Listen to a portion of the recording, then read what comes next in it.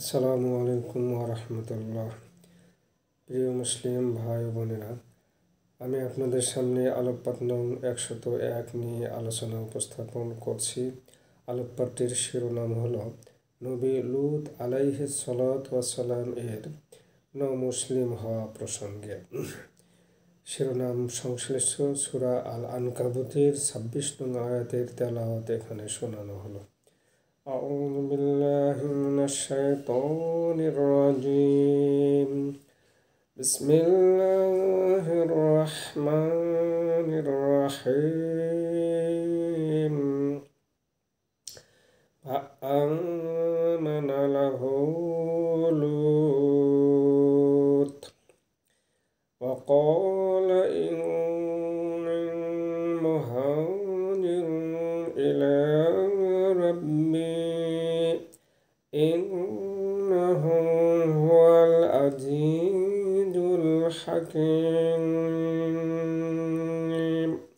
صدق الله العظيم.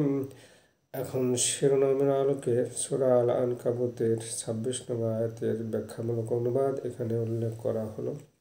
আয়াত 26: হে নবী মুহাম্মদ সাল্লাল্লাহু আলাইহি ওয়াসাল্লাম, আপনি আপনার উম্মতে আসিয়া তথা অমুসলিম জাতির উদ্দেশ্যে ঘোষণা করে দিন যে নবী ইব্রাহিম আলাইহিসসালামের শত দাওয়াতে প্রচেষ্টা সত্ত্বেও তার অমুসলিম জাতির কেউ তার প্রতি ঈমান আনেনি।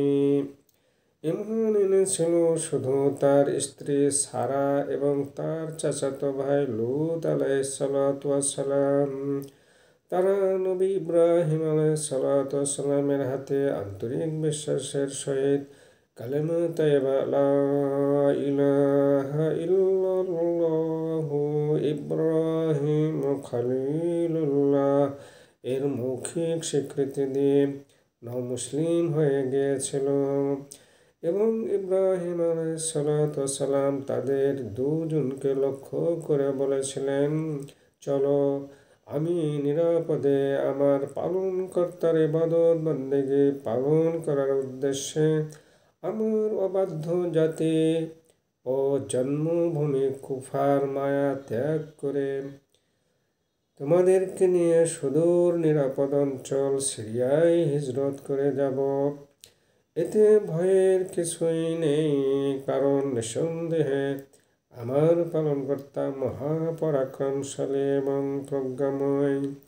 তিনি আমাদের নিরাপত্তার পূর্ণ ব্যবস্থা করবেন। আলহামদুলিল্লাহ।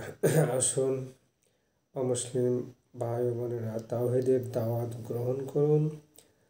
মুসলিম ও মুসলিম ভাই ও বোনেরা, রমজান মাসের সাওম ও কিয়ামুল লাইল তথা তারাবির সালাত আদায় সহ অন্যান্য ইবাদত বন্দেগীতে মগ্ন হন।